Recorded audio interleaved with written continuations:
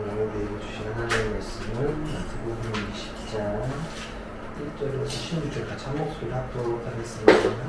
하늘나라는 자기 포도원에서 일할 일꾼을 고용하려고 이내 아침에 집을 나선 어떤 포도원 주인과 같다. 그는 불사자 하루에 한 데나리온으로 일꾼들과 합의하고 그들을 자기 포도원으로 보냈다. 그리고서 9시쯤에 나와서 보니 사람들이 장도에 징득거리며 서 있었다. 그들은 그에게 말하기를 여러분도 포도원에 가서 일을 하시오. 적당한 품삯을 주겠소 하였다. 그래서 그들이 일을 하러 떠났다. 주인이 다시 12시와 오후 3시쯤에 나와서 그렇게 하였다. 오후 5시쯤에 주인이 또 나가보니 아직도 빈둥거리고 있는 사람들이 있어서 그들에게 왜 당신들은 온종일 이렇게 하는 일 없이 빈둥거리고 있어 하고 물었다. 그들이 그에게 대답하기를 아무도 우리에게 일을 시켜주지 않아서 이러고 있습니다 했다. 그래서 그는 당신들도 포도원에 가서 일을 하시오 하고 말하였다. 저녁이 되니 포도원 주인이 자기 관리인에게 말하기를 일꾼들을 불러 맨 나중에 오는 사람들부터 시작하여 맨 먼저 온 사람들에게까지 품삯을 치르시오 하였다. 오후 5시쯤부터 일을 한 일꾼들이 와서 한 데나리온씩을 받았다. 그런데 맨 처음에 와서 일을 한 사람들은 은근히 좀 더 받으려고 하고 생각하는데 그들도 한 데나리온씩을 받았다. 그들을 받고 나서 주인에게 투덜거리며 말하였다. 마지막에 온 이 사람들은 1시간밖에 일하지 않았는데도 찌는 거인 속에서 온종일 수고한 우리들과 똑같이 대우하였습니다. 그러자 주인이 그들 가운데 한 사람에게 말하기를 이보시오 나는 당신을 부당하게 대한 것이 아니요 당신은 나와 한 데나리온으로 합의하지 않았소. 당신의 품삯이나 받아가지고 돌아가시오. 당신에게 주는 것과 꼭 같이 마지막 사람에게 주는 것이 내 뜻이요. 내 것을 가지고 내 뜻대로 할 수 없다는 말이요. 내가 후하기 때문에 그것이 당신의 것을 이루어졌다. 이와 같이 꼴찌들이 첫째가 되고 첫째들이 꼴찌가 될 것이다. 아멘. 하나님 말씀입니다. 마태복음 다음 주까지만 하면 일단 마무리가 될 것 같고 지금 다음 주까지만 하면 마태복음만 있는 본문만 가지고 다음 주까지 하고 사사기 시작하도록 하겠습니다. 다음 주까지입니다. 시간이 흘러서 3일생의 태동의 기점을 꼽는다면 제가 안수받고 호주 월간 시기를 삼아야지 않을까 생각해 봅니다. 왜냐하면 제가 그곳에서 이전에 경험하지 못했던 아주 짧은 경험을 했기 때문입니다. 20살부터 신앙생활을 시작한 저 같은 사람들은 어려서부터 좀 청년급제와 같은 대우를 받는 경우가 좀 허다합니다. 어른들이나 청년들도 신학생이라고 하면 어느 정도 존중해주는 경우가 교회에 있었기 때문입니다. 군대에 있거나 교회에서도 전도사라는 대우를 받으니 저는 동일하게 대우를 받으면서 20대를 보낸 것 같습니다. 알바와 사역을 병행하면서 사역하는 신학생들도 많이 있습니다. 환경 때문에 그렇겠지만 저는 좀 집이 부유해서는 아니고 알바보다는 사역에 집중해서 한 케이스입니다. 그래서 사실은 20대 때 노동의 경험이 거의 전무한 군대에서 있는 거 말고는 노동의 경험이 없었다고 해도 무방합니다. 군대에서 처음으로 사회를 잡아봤으니까 그 전까지는 그런 노동을 한 적이 없었죠. 돌이켜보면 제가 판교 청소년부 점사를 부임한 것이 만 23세입니다. 꽤 어린 나이에 리더에서 사역을 해왔습니다. 그러니까 더더욱 이 노동을 하긴 교회에서 일하는 게 노동이지만 뭔가 이제 예수 믿지 않는 사람들 혹은 제가 밑에서 하서 일하는 경우가 많이 드물다는 사실이죠. 호기롭게 호주를 떠나서 돈을 적당히 모으는 남미 여행과 산티아고를 갔다 오기 때문에 계획을 가지고 왔지만 쉽지만은 않았습니다. 그 이유를 보면 외주면을 돌려도 30살이 된 사람을 고용하는 사람들이 많이 한국 사람만 없었기 때문입니다. 외국인들도 마찬가지고 왜냐하면 외국인들한테는 영어가 통하지 않았기 때문에 또 한국 사람들 식당에서 일하려고 해도 보통 식당에서 일하는 애들이 20대 중후반인데 30대 남자를 쓰는 것이 흔치가 않았을 것입니다. 그리고 여기서 거주하거나 어떤 그 식당에서 일해서 취업비자 받아서 일할 사람이 아니기 때문에 선호하지 않았다는 거죠. 초반에 일부 하는 것이 쉽지만은 않았습니다. 찾고도 그렇겠지만 어려웠었던 거죠. 사실 당장 먹고 살아야 되는데 거기서 돈도 많이 안 가져왔었는데 일자리가 잘 잡히지 않아서 또 의도하는 방향대로 좀 흘러가지 않아서 좀 불안했던 기억이 있습니다. 그래서 처음에 홈플래닝 작업을 구했을 때 나름의 벅찬이 있었습니다. 물론 다른 직업에 비해서 캐시 잡이어서 조금 그랬고 여러 가지 여건이 좋은 건 아니었지만 그래도 뭔가 돈을 일단 벌고 일단 주 월세는 내고 대충 밥은 먹을 수 있고 하니까 그 자체가 좀 행복했던 기억이 있었고 나름 11조도 하고 교회에 그 자체가 이제 되게 행복했었던 감사했던 기억이 있었습니다.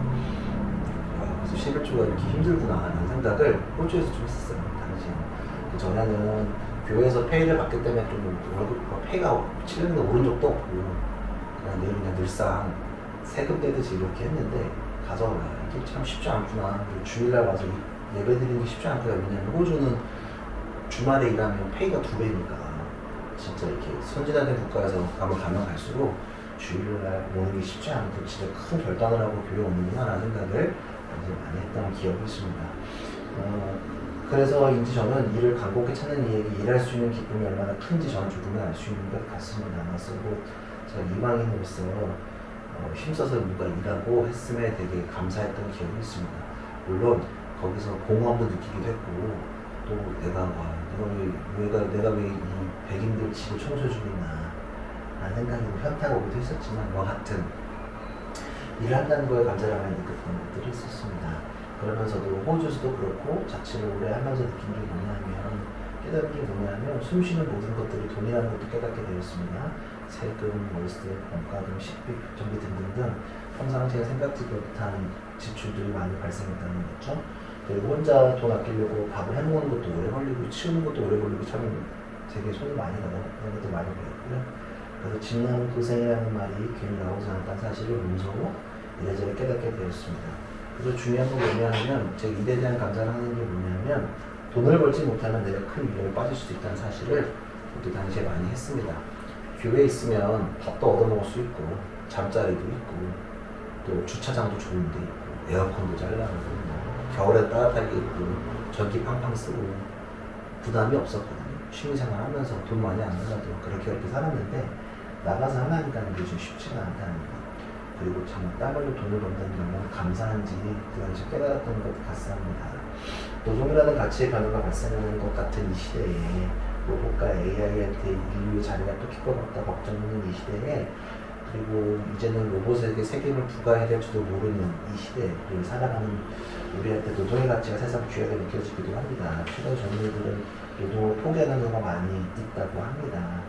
왜냐하면 여러 가지 이유가 있겠지만 흔히 인플루언서라고 부르는 사람들 큰 노력 없이 큰 돈을 버는 사람들이 등장하기 시작하기 때문에 노동 자체를 포기하고 무기력하게 살아갈 청년들이 많다고 합니다. 한탕주의가 좀 심해지는 것도 있고요. 어차피 그냥 큰 돈 벌지 못하니까 살아가지 그냥 살지 않겠다. 그냥 평범하게 그냥 연금을 받으면서 아니면 적당히 돈 벌면서 하겠다라는 사람들 자신 좋아진다는 생각이 많이 있다고 합니다.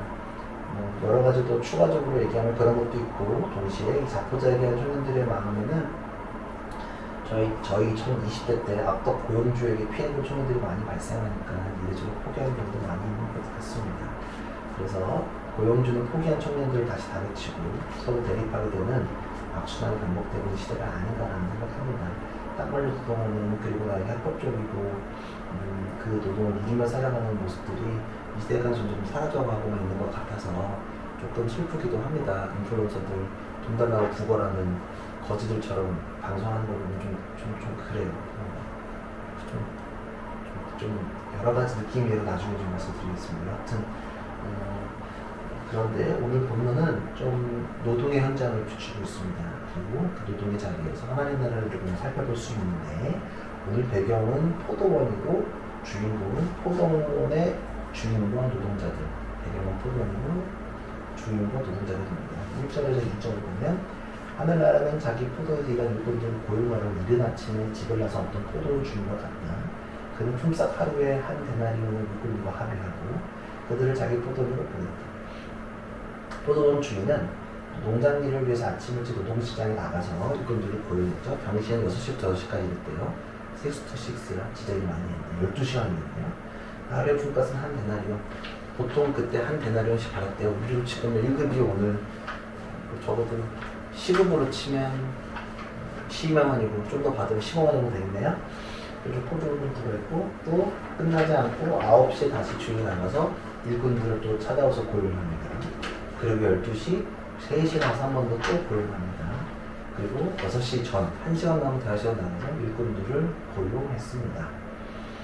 고용한 이유를 보면은 6시부터 7시, 오후 4시쯤 중이 또 나가보니 아직도 빈둥거리고 있는 사람들이 있어. 그들에게 왜 당신을 온종 이렇게 하는 일이 없어 빈둥거리고 있어 하고 물었다.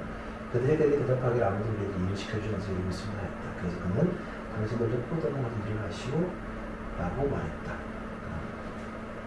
시장에 갇히기 전까지 사람들이 그래서 일을 시켰다는 거죠. 여기까지는 뭐 그러려니 할 수 있습니다. 왜냐하면 사람 고용하는 건 고용주의 마음이니까. 알바 구하는 거, 직장 구하는 건 고용주의 마음이잖아요. 중요한 건 지금부터인데 하루 종일 이런 정상을 따져 돈을 받는 시간들인데 조금 셈이 이상합니다. 8절에서 10절 저녁이 되니 포도원 중에 자기 관리인에게 말하기를 일꾼들을 불러 맨 나중에 온 사람부터 시작하여 맨 먼저 온 사람들에게 품삯을 치우시오 하였다. 맨 만습하는 사람들부터 늦게 온 사람부터 처음 온 사람까지 쭉쭉쭉 오후 5시전부터 일하는 일꾼들이 와서 한 데나리오씩을 받았다.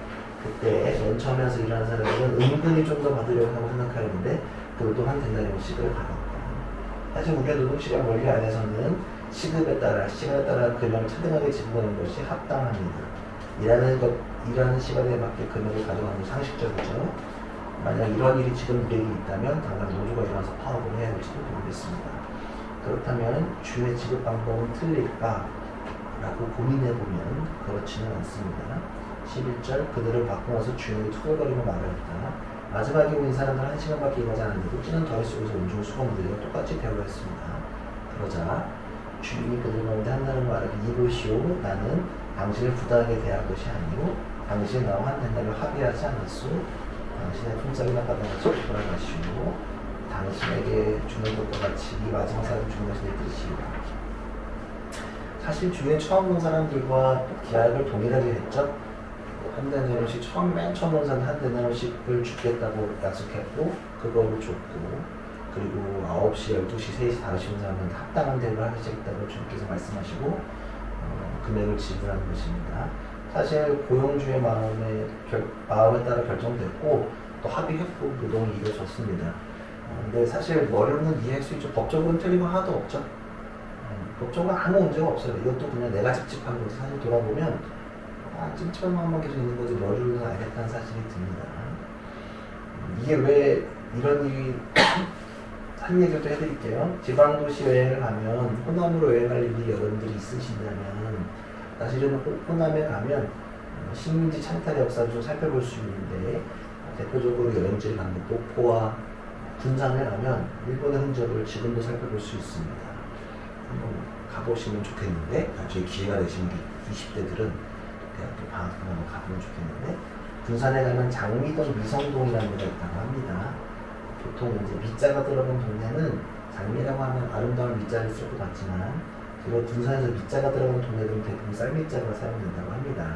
일제강점기 시절에 호남의 쌀을 모아서 일본으로 가져가는 수탈 창고 역할을 했던 지역입니다. 장미동, 미성동은 쌀이 많았던, 그러니까 쌀을 쌓아뒀던 동네라고 합니다. 일본에서 쌀이 귀하기도 하지만 당시에 절대적으로 불량미가 필요했습니다. 태평양 전쟁이 일으킨 일본 때문에 다 쌀, 그리고 호남평야 아시죠? 우리 지리씨가 말하자면 호남에 쌀이 우리나라에 제일 많이 나는데 호남평야에 있는 쌀들 다 일본으로 가져갔다는 거죠. 그러니까 이 동네 정말 장미동과 미성동의 슬픈 이동 가운데 사실 쌀이 있는 곳은 풍요로움의 상징이 아니라 수탈과 노동력 착취의 원상이 되었고 그리고 수탈하는 지주나 또 일본 상인들은 그만큼 돈을 벌어 번창했던 슬픔이 가득한 역사라는 것입니다. 호남 평야에서 좋은 쌀이 생산되었지만 조선 사람들은 그 쌀을 소비하지 못했습니다. 먹지 못했죠. 일본의 불량으로 사용되기 때문에 내가 키웠지만 내가 노동했지만 나는 정말 한 줌도 먹을 수 없는 상황. 이 슬픔의 상황이 당시의 제국주의들에서도 볼 수 있습니다. 제국주의들이 식민지를 삼는 이유는 뭐냐면 식량과 자원들을 탈취하기 위함이 굉장히 큰 노동력까지 포함해서요. 근데 이와 당시에 동일하게 예수님에게도 로마 제국주의가 그런 일을 했다는 거죠. 로마 슈탈 대상 1호가 된 것들이 있는데 바로 포도원들입니다. 당시 일반인들은 포도주를 원액으로 마실 수 없었고 중요한 축제 때 물에 희석해서 먹었다고 합니다. 사실은 고가품입니다. 와인 만드는 거. 그래서 옛날에는 우리나라에서 어려울 때는 곡식으로 쌀 만드는 게 금지되었었죠. 그러니까 이것들이 왜냐면 많이 들어가기 때문에 아무나 먹을 수 없다는 얘기예요. 그래서 사실은 로마 식민지 시대 살면서 이스라엘에서 포도를 가졌다는 것은 굉장한 부자라는 사실입니다. 아니면 로마와 결탁한 사람들로 이해할 만합니다. 그리고 포도에서 노동력의 착취가 벌어지는 것들은 당연한 일이었을지도 모르겠습니다. 그 땅에 노동하는 소작농들은 지주에게 바쳐야 될 지대가 35%에서 40%였다고 합니다. 지주에게 그만큼 낸 거고요. 세금이 끝나지 않았죠. 로마가 부과한 세금과 또 종부세도 내잖아요. 종부세까지 내고 나면 농부들에게 남는 것들은 거의 없었다고 합니다. 이 구조가 계속 몇 년 동안 반복되면 소작농들은 농노가 된다는 거죠. 노예가 되고요. 품팔동자로 전락하게 된다는 거. 그러니까 예수님 당시에 포도원은 바로 이런 겉으로 풍요로워 보이지만 속을 살펴보면 수탈과 창탈이 이루어진 도시였다는 것입니다. 풍요로움이 있지만 노동하는 사람들의 눈물을 담겨있는 처절한 삶의 자리였다는 것입니다. 노동하고 있는 사람들도 사실은 아침부터 온 사람들도 온전한 상태로 볼 수는 없습니다. 어쩌면 아침부터 그 사람도 전전긍긍 하면서 일을 구하러 나가는 사람들, 선택받은 사람들일 수도 있죠. 그리고 아침에 노동력을 갖지 못한 사람들도 단순히 게으르고 천박한 사람들이 아니라 자기 땅에서 유배당한 일을 하고 싶은데 일을 할 수 없는 눈물을 흘리는 사람들도 보이는 것들입니다. 절박한 처지에 내몰린 사람들이라고 볼 수 있습니다. 먼저 간 사람들이나 나중에 사람들 동일하게 절박한 사람들이라는 것입니다. 일을 찾아야 되는 사람들이라는 거죠. 우리는 사회에서 일을 구하지 못하거나 돈을 벌지 못한 사람들을 노력이 부족하다고 옛날에는 비하는 거였습니다. 왜 노력이 부족하다. 노력이 부족할 수도 있지만 사실 꼼꼼히 살펴보면 우리 시대에서 삼루에서 태어났지만 삼루타를 줬다고 생각하는 사람들이 많이 있습니다. 때로는 노력과 상관없이 누리는 사람도 있고 또 반대로 노력과 상관없이 고통 속에 넘어가는 사람들도 우리에게는 존재하고 있다는 사실입니다. 사실은 노력의 부재라기보다는 때로는 사회적 착취와 부족 때문에 시행하는 사실도 우리는 알고 있습니다. 그래서 무기력과 미련함과는 거리가 있는 부분을 얘기하는 것입니다. 물론 무기력하고 게으른 사람이 일을 못하는 것도 사실이지만 사실 그거를 일반화할 수는 없다. 정말 일을 하고 싶지만 일을 하지 못한 사람도 우리 삶 가운데 있다는 사실입니다. 우리의 삶이 우리의 현실이 그렇게 녹록하지 않다는 사실을 본문을 통해서 다시 한 번 더 확인할 수 있고 예수님은 포도원을 통해서 그 비유를 통해서 말씀하고 계시는 것 같습니다. 사실은 이것을 통해 우리가 알 수 있는 건 뭐냐면 우리가 살아가는 세상은 마냥 행복하고 마냥 즐거운 세상이 아니라 실은 당혹스럽고 이해할 수 없는 일들이 복잡하게 얽혀있다는 사실은 예수님이 정확하게 설명하고 있는 것 같습니다.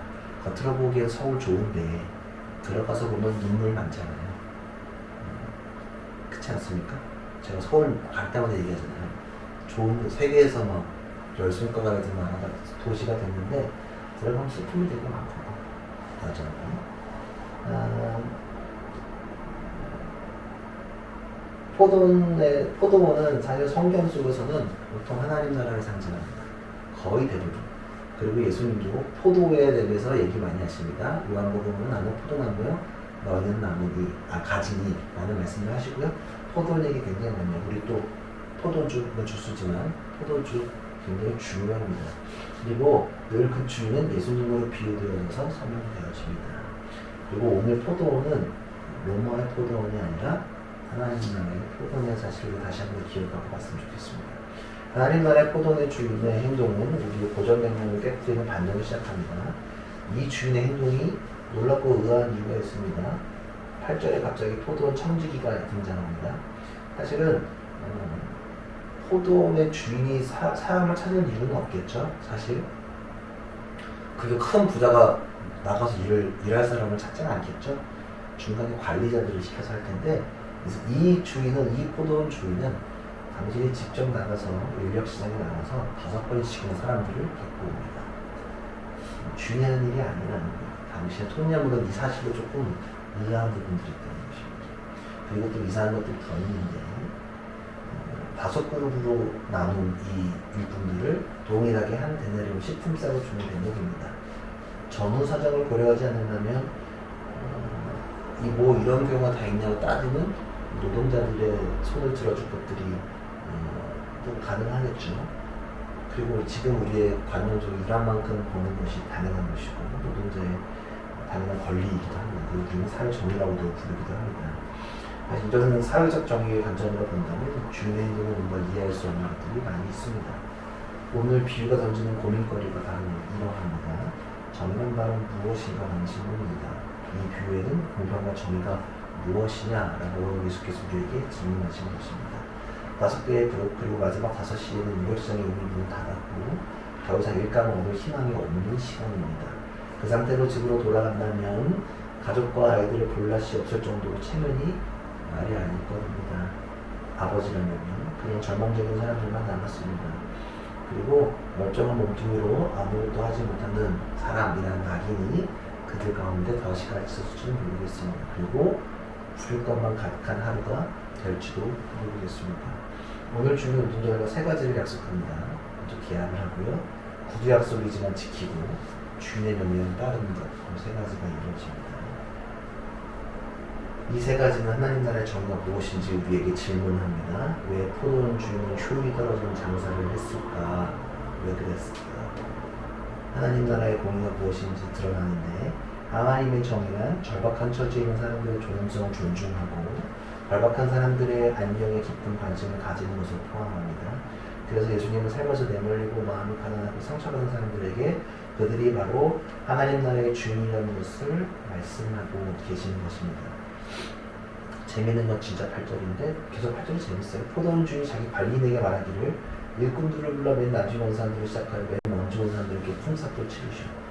품삯을 지급하는 순서가 조금 이상합니다. 주인은 청지기에게 나중 온 사람도 싹을 주라고 이야기합니다. 순서는 주인이 정하죠. 근데 사실 이것은 아무리 보아도 수리에 맞지 않죠. 그리고 좀 머리를 쓸 수 있는 청지기가 있고 주에 있다면 이렇게 저는 나눠주지 않았을 것 같아요. 왜냐하면 하루 품값을 주는 시간인데 굳이 뒤에서부터 시작해서 사당을 만든 거거든요. 맨 처음 온 사람부터 하나씩 줬으면 문제 안 됐을 것입니다. 왜냐하면 맨 처음부터 받고 돌아갔다면 그 사람은 하루 내가 기분 좋게 일하고 돌아갔다 아무 의심하지 않고 돌아가서 뒤에 얼마 받는지 모르니까. 근데 굳이 마지막 5시부터 온 사람들까지 한 달씩 주면 나는 더 기대하게 되고 내 몫을 더 상상하게 되는 거죠. 그래서 원성을 받은 거죠. 이건 공정하지 않다. 맞다 한다고 말하는 것입니다. 주인은 의도적으로 이렇게 할 거라고 우리는 생각할 수 있습니다. 그죠? 의도적이죠. 거꾸로 주는 거. 로마 식민지 시대에 포도원을 가진 부잣집으로 인력을 데려올 사람이 없다는 거 앞에서 말씀드렸는데 관리할 청지가 있었고요. 그러니까 5번 제가 나가서 데려올 만큼 특이한 사람입니다. 다 특이합니다. 그리고 단순히 일감이 부족해서 부르지 않았다는 사실을 우리는 유추해 볼 수 있습니다. 6절을 통해서 볼 수 있습니다. 주인은 일감을 얻을래 얻을 수 없는 사람들의 마음을 알고 있었고 일감을 얻지 못해 돌아갈 가정의 빈곤함, 부족감, 상실감들을 알고 있었던 것 같습니다. 단순한 궁율이 아니라 적선을 행하는 것이 아닙니다. 그들이 돈을 적선하는 대신 일할 자리를 마련해주고 땀 흘릴 대가를 당당히 받아갈 수 있도록 체면을 살려주신 것입니다. 이러한 주의 성품력을 보아 품삯을 받는 순서도 바꾸는 것도 확실해지는 거죠. 계약서에 따라서 정당한 품삯을 받는 사람들, 또 구두로 품삯을 약속한 모든 사람들에게 한 단에서 쥐어주는 것들, 그리고 절박한 사람들을 품으며 살라는 것들을 이 오늘 말씀을 통해서 확인해 볼 수 있습니다. 그러니까 처지의 사람들의 마음을 아는 것, 부족적인 마음의 마음을 기억하는 것들이 굉장히 좀 중요하다고 생각합니다. 단순히 우리가 복지하시는 분들도 많이 있지만 요즘 복지하면 제가 뭐 잘은 모르지만 되게 인권 아까 인권 얘기했지만 참 묘해요. 근데 인권이 참 어려운 게 뭐냐면 제 조금 경험을 얘기하면 제 초등학교 시절에 RMF 시절 97년이잖아요. 제가 97년 3학년이었거든요. 그때 우리 집이 진짜 어려웠습니다. 그래서 제가 기초수급 대상자로 떨어진 시절이었는데 그때 아직도 기억나는 건 뭐냐면 되게 굴욕적이었어요. 선생님이 우리 반도 많지 않았거든요. 시골이어서 20명밖에 없는데 늘 기초수급 대상 2명을 불러가지고 따로 이렇게 앞에 불 땡겨가지고 담임 자리에서. 근데 그게 아직도 좀 제 머릿속에 있어요. 그때 뭐 애들이 뭘 한 것도 아니고 시골 애들이라서 뭘 한 건 없지만 그 친구랑 저랑 불려나가서 그렇게 약간 다 들리는 소리로 조사받는 게 아직도 제 마음에 작은 한편에 상처까지는 아닌데 좀 가능한 기억이 있습니다. 제가 이제 반대로도 고등학교 때도 좀 계속 어려웠으니까 급식비를 먹었던 시절이 있었는데 우리 담임 선생님이 제가 좋아하잖아요. 좋아하는 게 뭐냐면 우리 선생님은 꼭 저 조심히 불러서 후원자를 조심히 연결해 주시고 설명까지 해줬던 기억은 어떤 후원자님이 이렇게 후원해 주셨다, 어떤 독지가 다 이렇게 해주셨다, 저는 상하지 않게 잘 해줬던 기억이 납니다. 그래서인지 모르고 제가 어쩌면 어머니들의 마음을 절절히 공감하고 있는지 모르겠습니다. 그래서 예수님의 행동이 저는 굉장히 좋습니다. 똑같이 노동해서 차별하지 않고, 물론 차별이라고 따지고 들어가면 할 말이 많겠지만 그게 아니라 노동했다면 약속한 대 주시는 주님의 마음이 전 너무도 감사했습니다. 하루 품삯을 한 데나리온입니다. 하루 품삯을 다른 말로 한다면 우리가 마태복음 초반에 말한 것처럼 주기 때문에 일용할 양식이 되겠죠. 이거 없으면 오늘 일용할 양식을 못 먹는단 말이에요. 하루 벌어 사람이 이렇게 분명한데, 그래서 오늘 주인은 한 데나리온 일용할 양식을 모두에게 나눠주는 것들을 보여주고 그걸 실천하도록 격려하고 계시는 거죠. 이렇게 모두가 일용할 양식을 함께 나눌 수 있는 나라가 어떤 나라인가? 바로 정의로운 나라, 공평한 나라, 이 땅에만 하나님의 나라라고 있는 걸 수 있습니다. 그렇게 해서 오늘 비유에서 여러분도 이렇게 읽겠지만 20장 1절에 보면 이 비유의 주제를 하늘나라라고 봅니다. 20장 1절에 보면 천국은 마치 하늘나라는 주어로 나오는 하늘나라는 이와 같다라고 말씀하십니다. 사실 우리는 이 공평이 맞다고 생각할 수 있지만 쉽게 받아들이기는 어렵다는 것도 알고 있습니다. 되려 공정하지 못하다는 생각을 할 수도 있습니다. 어쩌면 역차별하고 있다라고도 생각할 수도 있겠죠. 그리고 사실 오늘 고문 노동자들 일한 만큼 달라고 하는 것도 틀린 말이 아니라고 생각할 수도 있지만 사실 이 사람들은 일한 만큼 잘 받았어요. 계약한 만큼 합의한 대로 줄 만큼 줬다는 거죠. 이 비유를 보면 우리는 무엇을 생각할 수 있냐면요, 비슷한 부분인데요, 누가복음 15장입니다. 탕자의 비유입니다. 탕자가 집에 돌아온 후 탕자 위에 펼쳐진 잔치 앞에서 형의 불평이 떠오릅니다. 집 나갔다 돌아온 동생에게 송아지를 잡고 잔치를 벌여주는데 왜 나에겐 한 번도 그렇게 하지 않는 불평하는 대목이 등장하죠. 오늘 이 비유에 나오는 사람들이, 먼저 온 사람들이 어쩌면 형의 마음과 동일한 마음을 갖고 있지 않나라는 생각을 해봅니다. 오늘 끝맺음을 자세히 봅시다. 15, 16. 내 것을 가지고 내 뜻을 할 수 있다는 말이고 내가 후하기 때문에 그것을 당신도 거슬리려 하였다. 이와 같이 꼴찌들이 첫째가 되고 첫째들이 꼴찌가 될 것이다. 마지막 맺음을 통해서 불평하던 노동자들의 반응을 정리하십니다. 그리고 우리에게 다시 질문하십니다. 그리고 우리에게 어떤 자리에 살아가겠냐고 물어보십니다. 사실 예수님께서 앞에서 계속 우리 살펴봤던 것처럼 뭐냐면 9마리의 99마리의 양보다 한 마리의 양을 제자 힘내신 주인이 떠오릅니다. 주님을 믿는 모든 이들과 함께 가자고 주님께서 말씀하십니다. 그리고 어린아이까지 차별하지 않는 주님의 모습을 우리는 떠올려 봅니다. 주님의 마음을 기억해야 합니다. 우리는 하나님 나라의 포도원의 그림을 봅니다. 그래서 하나님 나라의 통치를 받아서 살아갑니다. 그 통치는 아직까지는 예수님 법칙이기 때문에 이해할 수 있는 통치이 존재합니다. 그리고 이해할 수 없지만 그 법칙은 늘 어긋남이 없습니다. 왜냐하면 한 데나리온을 나눠주시는 구원과 같은 거거든요. 구원은 교회를 먼저 오거나 후에 오거나 상관없이 모두에게 주어지는 것이기 때문입니다. 우리의 노력 여부와 우리가 교회에 최선을 다하는 것, 헌신하는 것들이 구원의 여부와 차이를 내에 맺히는 것들이 아닙니다. 그것이 정의이고 공평이기 때문입니다. 그래서 흔히 14만 4천 명을 구원받는 이단들의 이야기와 자신들만 선별되었다고 주장하는 이단들의 주장은 적절하지 않습니다. 먼저 와서 뭘 많이 하든 뒤에 와서 믿든 상관없다. 주님 가운데 모두 다 한 데나리온 구원을 받은 사람이라는 거죠. 그래서 우리는 종종 행위와 헌신으로 차별된 구원의 은혜를 경험하고 노력하는 사람과 동의합니다. 그래서 늘 특별한 예배와 행사를 원하고 있는지 모르겠습니다. 교회 다니는 사람들 특별히 더 우리의 노력으로 그 구원을 느껴보려고 합니다. 근데 사실은 우리가 먼저 헌신하고 누리는 것, 땀 흘리는 것 그 자체의 기쁨을 누리는 우리가 되었으면 좋겠습니다. 그래서 후에 오는 사람들을 환영하고 환대하는 똑같은 구원의 기쁨을 나는 우리가 되기를 기대해 봅니다.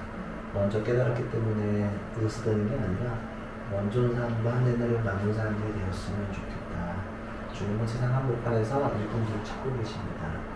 하나님 나라는 일꾼들이 진짜 많이 필요합니다. 왜냐하면 한 도시를 건축함에 있어서 많은 지역과 인력이 필요합니다. 우리 다 신도시에 살고 있습니다. 그쵸? 알잖아요. 엄청나게 된다는 것. 그래서 당연히 교회에 많은 노동력이 필요합니다. 근데 그 노동력에 참여하는 모든 이들은 주님은 모든 사람을 차별해서 선별하지 않으시고 똑같이 많이 한 사람이나 작은 거를 한 사람이나 누구든지에게 한 데나리온씩을 주시는 그 구원을 나누기 원하는 주님의 마음을 기억했으면 좋겠습니다. 우리가 먼저 이렇게 준비한 사람들이어서 나중에 투덜릴 수도 있고 또 우리가 잘 되고 따라올 사람들도 분명히 있습니다. 그리고 어쩌면 오고 싶은데 방황하고 있는 사람들 이게 있을지도 모르겠습니다. 저도 사역하면서 많이 느낍니다. 사역하면서 수련회나 교회를 하면서 제가 정말 최선을 일했었거든요. 근데 사실 열심히 안 한 사람들이나 그냥 어설프게 교회에서 참여하는 사람들부터 은혜 받는 모습을 많이 봤습니다. 그때만 좀 불편이 많았던 것 같아요. 난 사실은 그렇게 은혜를 누린 적이 많이 없습니다. 일을 했기 때문에. 그리고 혼자 돌아와서 좀 투덜거렸던 게 있지 않았을까라는 생각을 해봅니다. 먼저 알고 일하는 기쁨, 오늘 탕자의 형처럼 포도원의 번종의 그들처럼 먼저 누리는 기쁨들을 좀 그들을 몰랐지만 알았으면 좋겠다. 그래서 우리는 아침부터 일하는 3.13 포도원이라는 것을 여러분들이 좀 모르겠습니다. 우리가 땀 흘리는 것은 우리의 특권이 아니라 하나님의 명령과 기쁨으로 여러분들이 고백했으면 좋겠습니다. 그리고 처음 된 자가 나중되고 나중된 자가 처음 된 것을 우리 잊어서는 절대 안 됩니다. 나중된 자가 하나님이 쓰셨으면 저는 알고 있습니다. 아무것도 없는 사람이었고 정말로 밑바닥까지 다 떨어졌었고 구력 같은 인생의 구력 같은 것도 많이 경험한 지까지 왔지만 그렇다고 제가 엄청나게 세우시고 목사로 세우신 게 엄청 세우신 거라고 생각하는데 그들도 동일하게 언제든지 나중된 자가 우리가 될 수 있다. 우리도 지금은 누군가를 도와주는 것 같기도 하고 무언가를 하는 것 같지만 후에 나중된 자가 도움이 필요한 사람들이 될 수도 있다는 사실입니다. 그래서 언제든지 겸손과 은혜 안에서 주님을 누리는 우리가 됐으면 좋겠습니다. 먼저 와서 했다고 투덜거리고 하기보다는 중요한 건 뭐냐면 구원은 다 동일하게 받았다. 그 구원을 누리는 연습을 해야 된다. 먼저 일어나는 기쁨을 누리고 나중에 오는 사람들 노력 없어서 그냥 꽁으로 먹는 게 아니라 하나님이 그들에게 동일하게 구원 기쁨을 누리고 싶어 하시는 그리고 그들에게 일용할 양식을 허락해 주고 싶어 하시는 그 사실을 기억했으면 좋겠습니다. 물론 우리가 살아가는 삶 속에서 그것들이 합당하게 느껴지지 않을 수도 있지만 그래도 우리가 합당하지 우리 합당함이 아니라 예수님 합당에 집중한다면 그들이 그것이 이해되고 또 받아들여지고 당연히 그렇게 해야 되리라고 저는 생각합니다. 그런 것들을 기대하며 우리 모두가 되기를 간절히 기도합니다. 그렇게 기도하며 준비 나눠봅시다.